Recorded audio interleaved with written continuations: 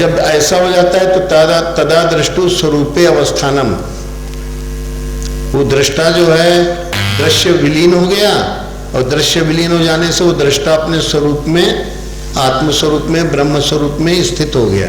तो अभ्यास है, 12वें अध्याय में उसको कहा अभ्यास।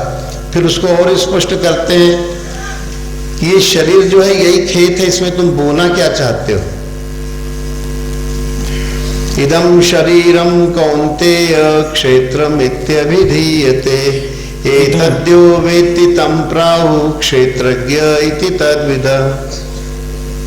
ये शरीर जो है स्थूल हो चाहे सूक्ष्म हो, यही खेत है, और जो इसको जानता है वो क्षेत्रज्ञ है।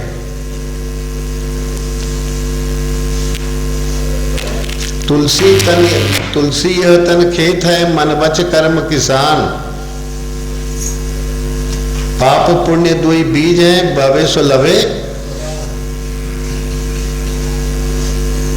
तो अगर तुम दुनियादारी के संकल्पों की पापमयी खेती कर रहे हो तो वो पाप ही फल में रूप में मिलेगा, वही निदान में मिलेगा।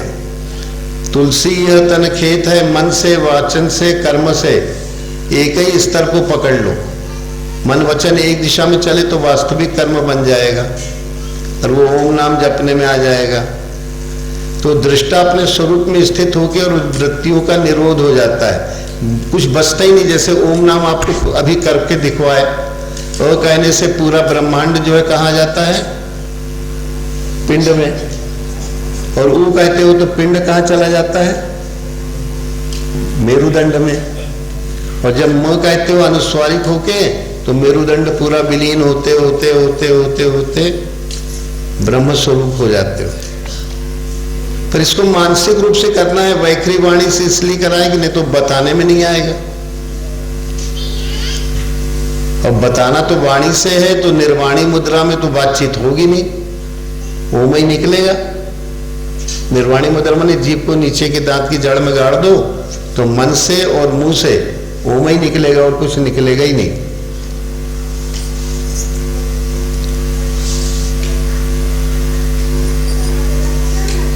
ये शरीर ही खेत है, इसमें क्षेत्रज्ञ जो इस खेत का जो है मालिक, इस शरीर से अगर ये क्षेत्रज्ञ निकल गया तो बचा गया कुछ नहीं। क्षेत्र को जानने वाला जो है कि ये खेत है, ये प्रकृति क्षेत्र है, और प्रकृति क्षेत्र को जो जान जाएगा, ये प्रकृति 24 तत्वों से बनी है। उसमें उन्होंने बताया कि तत् क्षेत्र यच्च यादृक्ष यद्विकारी यतश्च यत् सचयो यत् प्रभावश्च तत्समासेन में शृणु। तो क्या है, महाभूतान्य अहंकारो बुद्धिर अव्यक्तमेव च इंद्रियाणि दशैकम च। बस अब इंद्रियाणि दशैकम च, तो उनके गोचर पंचचेंद्रिय,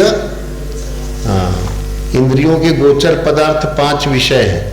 तो ये अब इसको 5 महाभूत माने सूक्ष्म भूत हैं, जो देखने में नहीं आती है। जो देखने में आते हैं ये गोचर है, स्थूल भूत है। हवा है, पानी है, पृथ्वी है, ये गोचर है, पंचचेंद्रिय। और ये सूक्ष्म महाभूत जो है, जैसे स्वप्न होता है उसमें बाहरी जगत का तो मट्टी वट्टी नहीं रहती, पर वो सूक्ष्म महाभूत तन्मात्रिक अवस्था में वहां पर प्रस्तुत रहते हैं। चित्त अपनी रचना से सब कुछ वहां पर निर्माण हो जाता है, और बाहरी जगत, स्थूल जगत में न पांचभौतिक स्थूल पदार्थ नहीं रहते हैं। वही दृष्टा ही सब कुछ बन जाता है, स्वप्न दृष्टा ही दृश्य बन जाता है।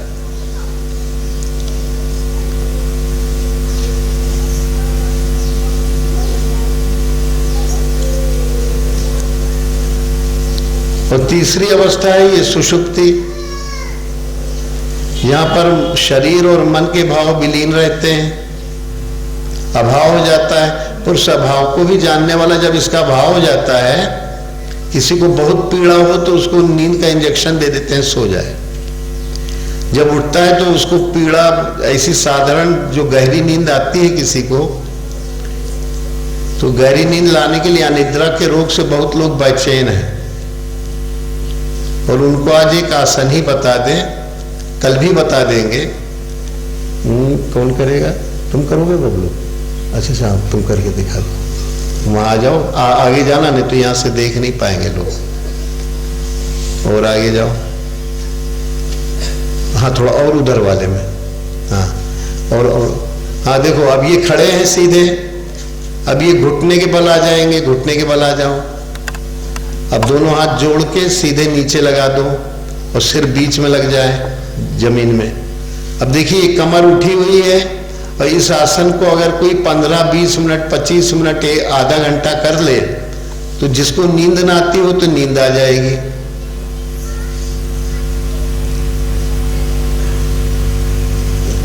और अगर सुबेरे पानी पी के इसको 15 मिनट से आधा घंटा कर लो तो पेट साफ होने लगेगा। और लोग अनिद्रा रोग से बहुत परेशान रहते हैं, नींद नहीं आती लोगों को, गोली खाते हैं। 1 पैसे की गोली नहीं खाना पड़ेगा। ये इसको दिख रहा है सबको? नहीं दिख रहा? तुम लोगों को दिख रहा है, इधर के लोगों को नहीं दिख रहा? तो इधर करके दिखा देना। अब खड़े हो जाओ। इस तरफ क्या है, ये आड़ हो गई है, देखो इस तरफ खड़े हो जाओ। और इधर और इधर और इधर। हाँ अब इधर से करके दिखा दो। दिख रहा है? ये खड़े हैं, अब घुटने के बल आ गए। अब दोनों हाथ जमीन में ऐसे नमस्कार नमन की मुद्रा में लगा के और सिर को जमीन में लगा दिया।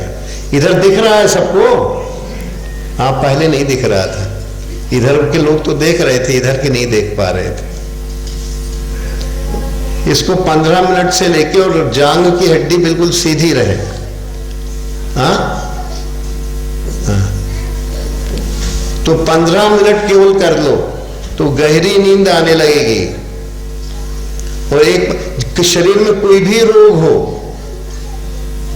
हर रोग में ये आसन करने से उस रोग का समाहार होने लगता है, रोग के लक्षण जाने लगते हैं।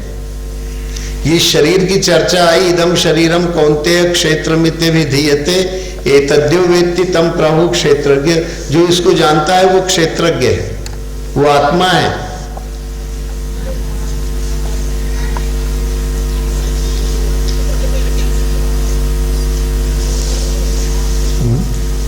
पानी लाना है? अच्छा रखा रखा रखा।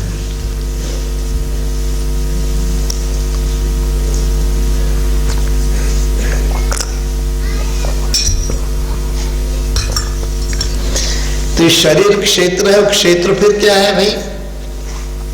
चाहे पिंड हो चाहे ब्रह्मांड हो, तो कहते हैं 5 सूक्ष्म तन्मात्रिक भूतों सूक्ष्म महाभूतों से बना है।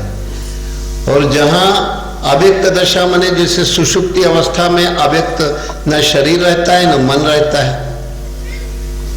यह ध्यान करते करते करते जैसे आपने अभी ओम की 3 मात्राओं का अनुष्ठान किया, अभ्यास किया, तो शरीर भी चला गया, संसार भी चला गया और मेरुदंड जो कारण है इस शरीर का आधार वो भी गायब हो गया। माने ओम का जाप मानसिक रूप से ओम ही ओम अगर सम्यक रूप से कहेंगे, अलग अलग रूप में न करके,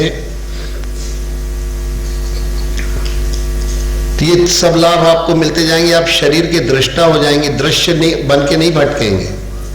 और प्रकृति जो है ये दृश्य है, और आपकी गुरु सत्ता की कृपा से आपको दृष्टा भाव मिलने लगता है। जितना ध्यान परायण होते हो, जितना नाम परायण होते हो। आज सरल युक्ति भी बता दी आपको कि उसकी मात्राओं के रूप में करो चाहे पूरा ओम करो, पर करते करते ये इसकी शर्त यह है कि इतना अभ्यास करो कि श्वास तुम और मन को जीत लो। अभ्यास करोगे तो अपने आप ही जीत लोगे, तुम्हें जीतने की जरूरत नहीं है। गुरु महाराज की कला तुम्हें जितवा देगी, मन और प्राणों के ऊपर विजय प्राप्त कर जाओगे।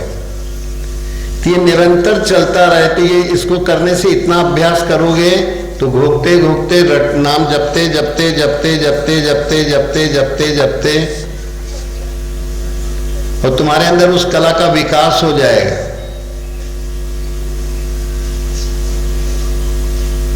उस कला का विकास होने से फिर तुमको निष्कल परिवर्तन रहित हो जाओगे। साधना की कला विकसित होते होते होते होते तो फिर ये 13वें अध्याय में पूरी साधना का कोर्स है, 13, 14, 15। तो 13 में कहते हैं कि फिर तुम्हारे अंदर अमानित्व, मदम्भित्व, महिंसा, क्षांति, आर्जव, आचार्योपासनम, शौचम, स्थैर्यम, आत्म विनिग्रह, इंद्रियार्थेषु वैराग्य, मनहंकार एवच। तो इन जो भी संसार में अपने आप राग बुद्ध, राग आसक्ति गायब हो जाएगी।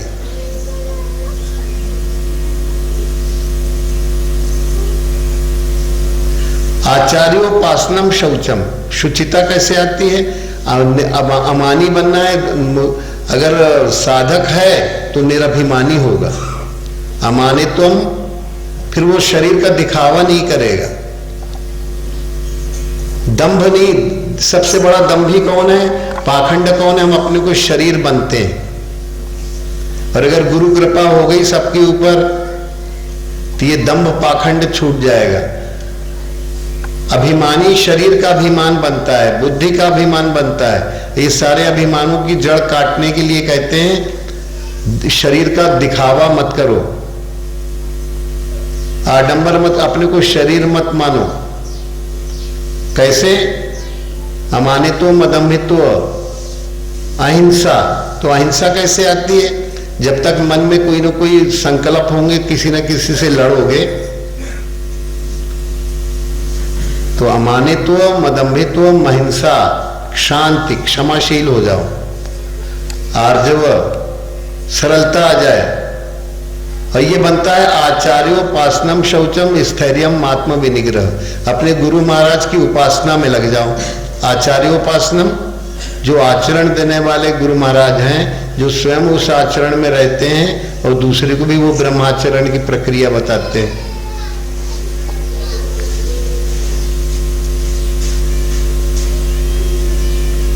आचार्योपासनम, तो आचार्य की उपासना करने से क्या होगा? पवित्रता आएगी। ये जितने गुण हैं वो सब उतरने लगेंगे गुरु महाराज के उपासन, उनकी पूजा।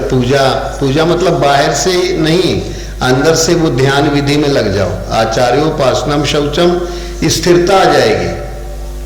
आत्म विनिग्रह, मन इंद्रियों को जीत लोगे।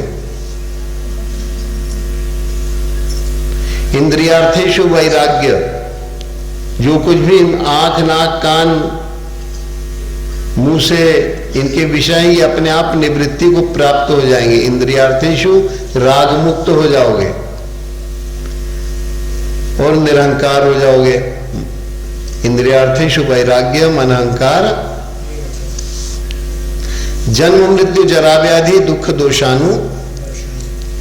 ये दुख रूप दोषों का दर्शन करोगी। जिस चीज का जन्म हुआ है, पैदा हुई है, चाहे ये कुर्सी हो, चाहे शरीर हो, चाहे कोई भी हो, जो भी संसार में दिख रहा है वो जाने वाला है। उसकी मृत्यु आएगी। कैसे आएगी जन्म मृत्यु? वो बुढ़ा जाएगी, वो पदार्थ पुराना हो जाएगा। जितना पुराना होगा मृत्यु उसका पीछा कर रही है। जैसे जैसे ही शरीर पुराना पड़ता है, इसमें कोई ना कोई रोग लग जाता है। ये रोग लगते लगते लगते लगते लगते लगते लगते लगते और उसको जो है इधर से विदा। तो ये इन दोषों को अच्छी तरह से अपने चिंतन में ले आओ। जन्म मृत्यु जरा व्याधि दुख दोषानु।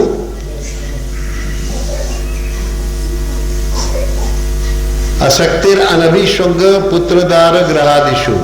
ये अपने आप होता है, करना नहीं पड़ता। गुरु महाराज का आचरण, उनकी प्रक्रिया पकड़ लो, ओम का जाप पकड़ लो।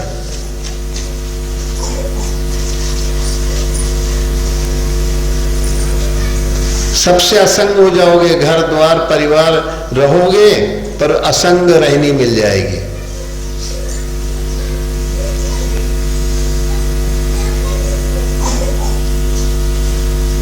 ये असंग रहनी मिलने पर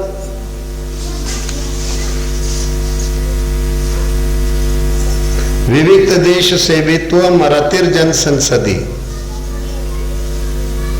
उस विवेकित जो देश माने जो गुरु स्वरूप के चिंतन में लाए हो, विविक्त देश सेवित हो, लोगों से फालतू बातें करने का तुम्हारा मन अपने आप विविक्त देश सेवित हो, मरतिर जन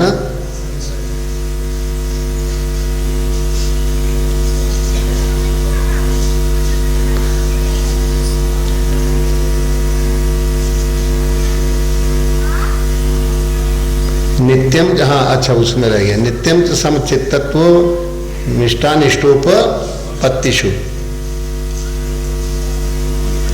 तो ये विवेक ज्ञान तुम्हारे अंदर जागृत हो जाएगा। ज्ञान के द्वारा तुम अपने आत्म स्वरूप के प्रति जागृत हो जाओगे। ओम का जाप करते करते करते और उसके अर्थ रूप अपने गुरु महाराज के स्मरण में लग जाओगे, अपने आप होगा ये।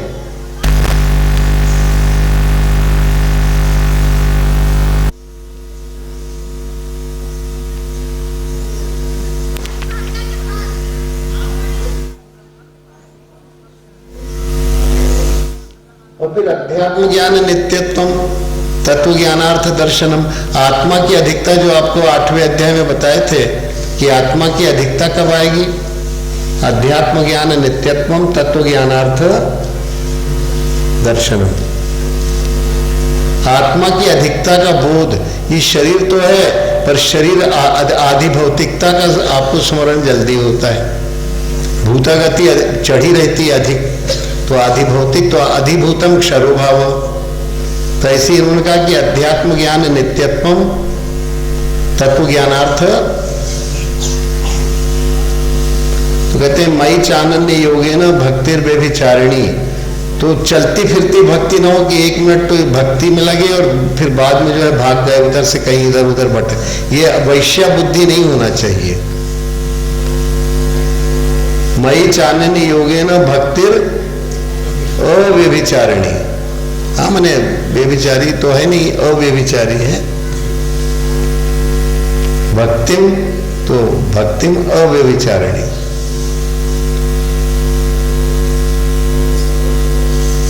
तो ये गुरु महाराज कहते हैं कि तुम मेरी भक्ति ऐसी पकड़ो कि पकड़ते पकड़ते पकड़ते वो भक्ति तुमको ध्यान से त्याग, सबका त्याग हो जाए। और त्याग होते होते होते होते होते होते होते मई चाननी हो गया ना। तो कहने लगी ये तो है ज्ञान। 20 इसमें आए। फिर गेय को संक्षेप में सर्वतः पाणिपादम, जैसे पुरुष सूक्त में कहते हो सहस्त्र शीर्षा पुरुष सहस्त्राक्ष सहस्त्रपाद। तो सहस्त्र शब्द भी एक सीमित संख्या को है। तो कहते हैं सर्वतः पाणिपादम तत्सर्वतो अक्षी। सर्वत्र उसके जो है हाथ हैं पैर हैं। सर्वतः पाणिपादम तत्सर्वतो अक्षी शिरोमुखम। सर्वत्र उसका मुंह है। जहां देखते हो, जहां देखी वहां तू ही तू, तू ही तू, तू ही तू, तू ही तू।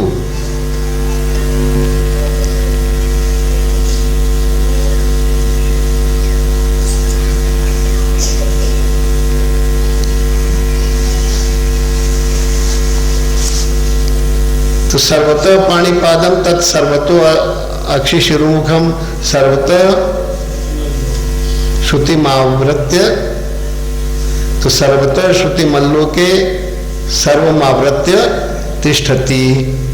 तो सर्वत्र उसके कान है, ओम शब्द को सुन रहे हैं। सर्वतः श्रुति मल्लोके सर्वमावृत्य, सबको ढक करके वो स्थित है। जिसको ईशावास्योपनिषद में आया, ईशावास्यम इदम सर्वम यत्किंच जगत्याम जगत तेन त्यक्तेन भुंजीथा मां गृधकस्य स्विदधनम। ईश्वर से सब कुछ व्याप्त है। ये ईशावास्योपनिषद पहला उपनिषद के रूप में 11 उपनिषदों में गिना जाता है। ये मूल मंत्र है। ईश्वर का ये सब कुछ आवास है।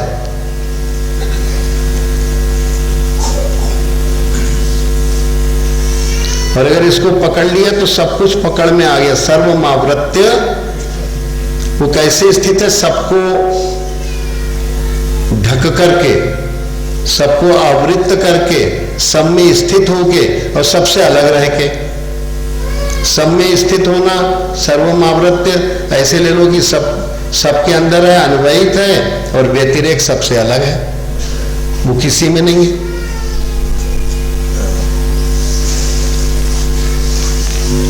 फिर वो थोड़ा लंबा हो जाएगा, तो थोड़ा संक्षेप में लेते हैं कि वो भगवान जो है प्रकृतिम पुरुषम चैव विद्यनादि उभावपि, तो प्रकृति और पुरुष ये विद्यनादि उभावपि दोनों को अनादि जानो। इनका कब आदि है, कब शुरुआत हुई, इसका कोई अता पता नहीं लगता है। प्रकृतिम पुरुषम चैव विद्यनादि,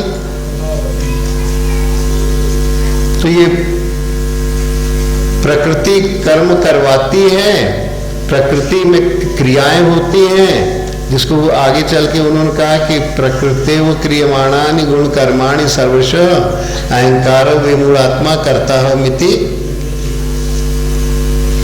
ये पुरुष सुख दुखानाम भोक्तृत्व हेतु, ये पुरुष जो इसके अंदर है आत्मसुख, वो जीव जो है ये भोक्ता बन जाता है, इस कारण वो भटक जाता है, कर्ता बन जाता है क्रियाओं का, जबकि कर्तापना तो प्रकृति क्षेत्र का है। दुखी क्यों होता है, भोक्ता क्यों बनता है?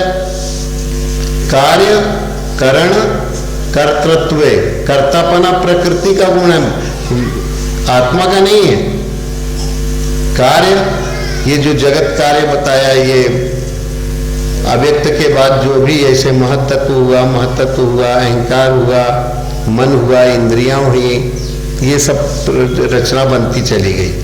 महाभूतानि अहंकार बुद्धि अव्यक्त में उच्च इंद्रियाणि दशैकम च पंचचेंद्रिय गोचरा, ऐसे 24 तत्वों का प्रकृति क्षेत्र है।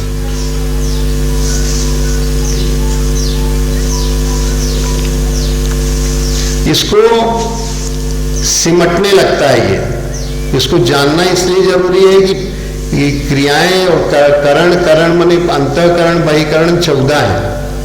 अंतःकरण से कुछ विचार बनता है, संकल्प बनता है, निश्चय बनता है, स्मृति बनती है, अहम बनता है, ये अंतःकरण के धर्म है। और ये 10 इंद्रियों की 5 ज्ञानेंद्रियां, 5 कर्मेंद्रियां, 5 ज्ञानेंद्रियां श्रवणेन्द्रिय, स्पर्शेंद्रिय, दर्शनेन्द्रिय, घ्राणेन्द्रिय और रसनेन्द्रिय। और हाथ, पाणी, पाद मने पैर, पाणी मने हाथ, और वाणी ये हृदय से उठती है, नाभि से, हृदय से।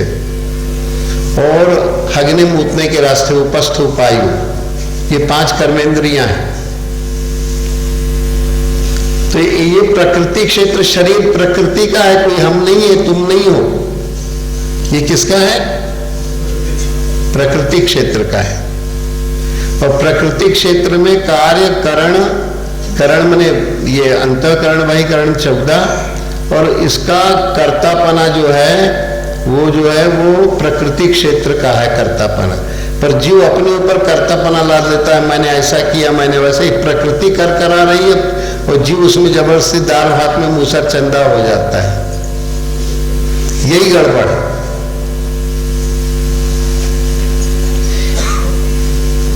तो फिर उसके बाद 13वें अध्याय में उन्होंने कहा कि भाई क्षेत्र की योरेव मंत्रम ज्ञान चक्षुषा, अगर कोई क्षेत्रज्ञ का अंतर, क्षेत्रज्ञ योरेव मंत्रम ज्ञान भूत प्रकृति मोक्षम स विदुर्यांति ते,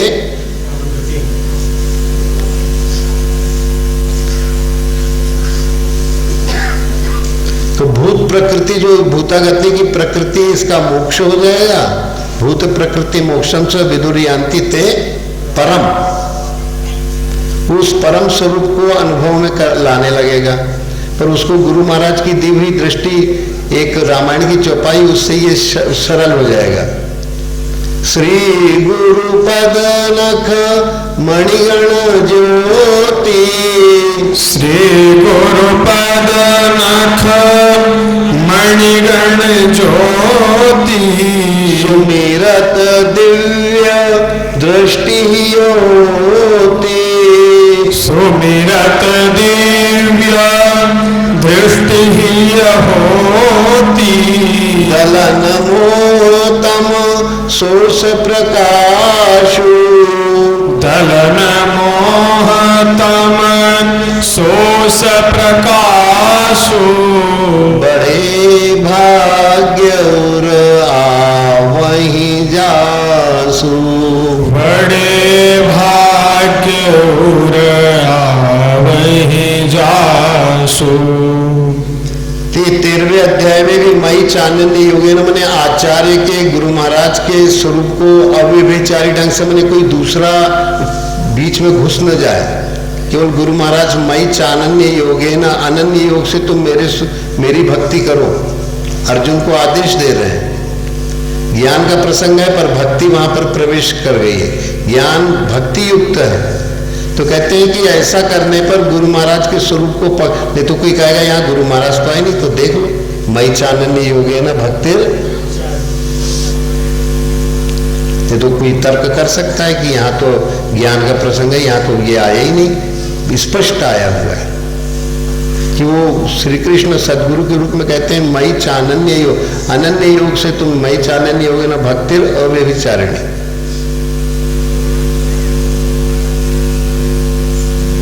तो वो दिव्य दृष्टि उसको मिल जाती है, ज्ञान दृष्टि उसको मिल जाती है, गुरु स्वरूप को ही सर्वत्र हुआ उसकी दृष्टि में बस गया, निरंतरता आ गई तो सर्वत्र वही वही दिखता है।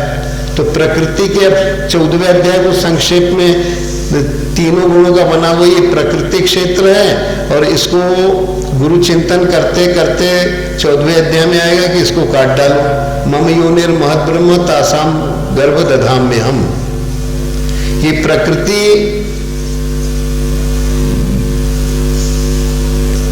ये बहुत बड़ी योनि है, जन्म जीवों के जन्म लेने का स्थान। मम योनिर महद ब्रह्म प्रकृति है, इस प्रकृति में मैं ही जो हूं, मया दक्षिण प्रकृति सूयते सचराचरम, मेरी अध्यक्षता में मेरी स्वरूप की आत्म केंद्रता से मैं ये प्रकृति सब कुछ रचना करती, उसी को 14वें अध्याय में दूसरे ढंग से कह दिया है। मम योनिर महद ब्रह्म तासाम गर्भ दधाम में हम, भगवान उसमें जो है अपनी जीव रचना करने की तैयारी करते हैं और बहुत रूपों में हो जाते हैं, पर उसमें कहते हैं कि इसके लिए तुम्हें करना क्या है,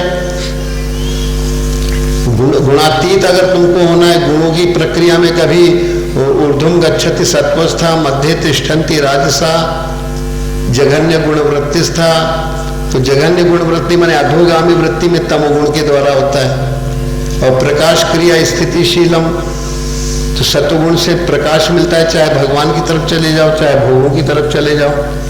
तो भगवान की तरफ चलोगे तो तुम्हारे अंदर साधना का रजोगुण, ओम का जाप करोगे, गुरु स्वरूप का बारंबार अनुशीलन करोगे, नाक्षिक चिंतन,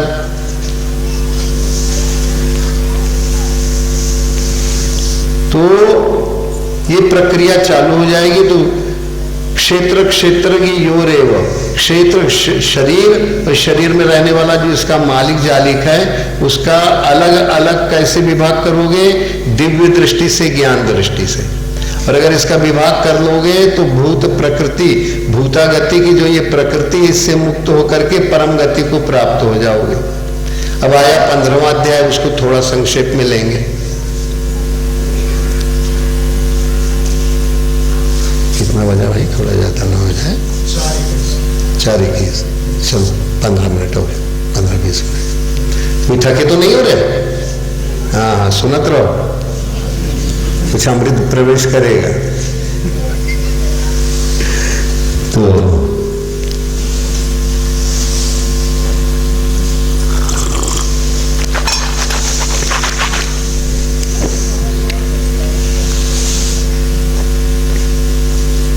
ऊर्ध्व मूल मद शाख अश्वत्थ प्राहुरव्यय छंदासि यस्य पर्णानि यस्तम वेद स वेदवित्। बड़ी विचित्र बात है, ये गीता में 700 श्लोक हैं और इस अध्याय में भी 700 शब्द अक्षर है,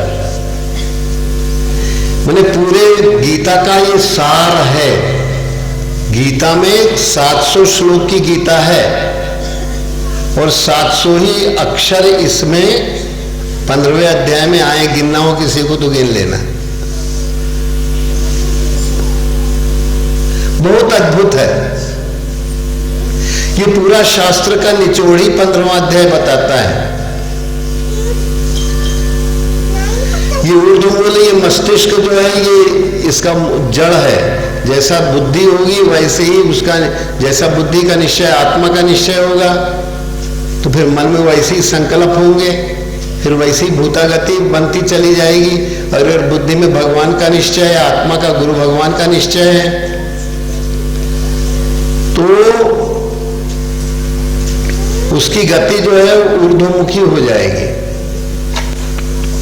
उसके मन के संकल्प क्षीण हो जाएंगे।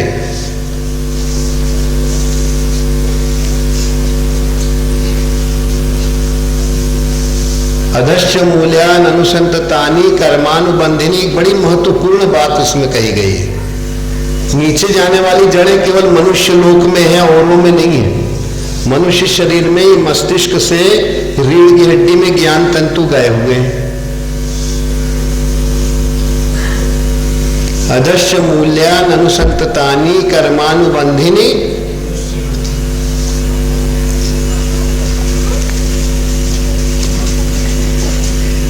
ये कर्मों में बांधने वाले ये जो रीढ़ की हड्डी से जो ज्ञान तंतु हर उसमें गए हुए हैं, ये मनुष्य ही में गए हैं और किसी में अधश्च मूल्यान अनुसंततानि, और पशुओं में तिर्यक योनियां हैं,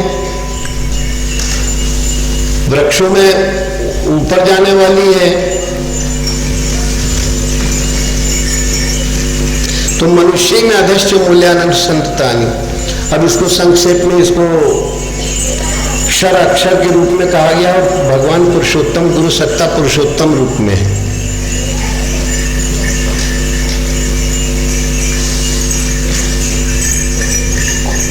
ये इसको थोड़ा खींचो तो आगे, थोड़ा जाएंगे थोड़ा।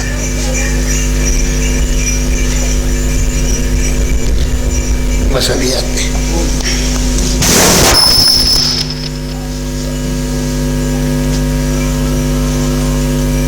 ओम श्री सद्गुरुदेव भगवान की जय। ओम जय गुरुदेवम जय गुरुदेव।